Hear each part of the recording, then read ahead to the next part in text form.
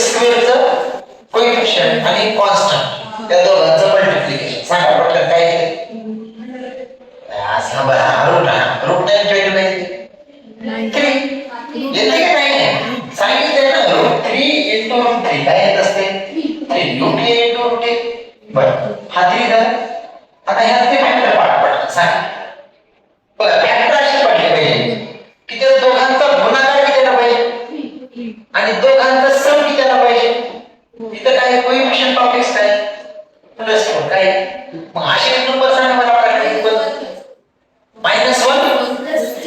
-1 -1 plus 3 जर घेतलं तर निगेटिव्ह आहे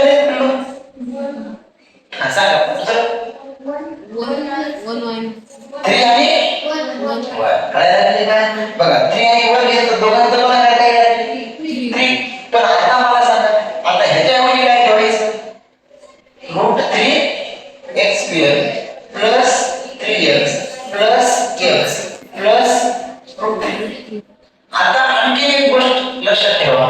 की बाबा रे इथून आपण काय कॉमन काढू शकतो किंवा इथून काय कॉमन काढू शकतो बघा सरळ इथून जर आपण काय कॉमन काढलं 1 कॉमन काय कॉमन काढलं तर मध्ये ब्रॅकेट मध्ये काय आहे x प्लस रूट 3 मग समजा आता आपल्याला इथून जर मध्ये x प्लस रूट 3 ठेवायचं काय लागतंय का थोडंसं विचार करायचा मी तुम्हाला आणखीन एक शिकवलेले आठवते का आता तुम्ही म्हणलात काय की root a into root a म्हणजे काय होत असते a होत असते बरोबर आहे काय अडचण नाही ना नाही ना हा म्हणजे मला सांगा या 3x ला जर मी असं लिहिलं तर काय फरक पडते प्रत्येक root 3x square plus root 3 x plus x plus root 3 काही फरक पडला का मला पटकन सांगा बरं बघा रूट 3 आणि रूट 3 काय झालं फक्त ऍडजस्टमेंट केली काय केली ऍडजस्टमेंट कळते का बरं आता मला सांगा इथून पण रूट 3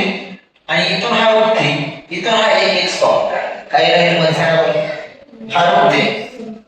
इथून हा एक x घेतला आपण x पॉवर 2 म्हणजे x किती असतं 2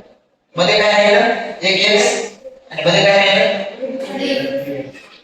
कळलं नाही कळलं पटकन सांगा सोपं आहे ना विचार करायचा सॉल्व करण्याचा प्रयत्न करायचा इथं काय कॉमन काढतात 1 हा x प्लस नेक्स्ट टाइम काय करतात x प्लस आणि नंतर 3x प्लस समजा नाही काय चला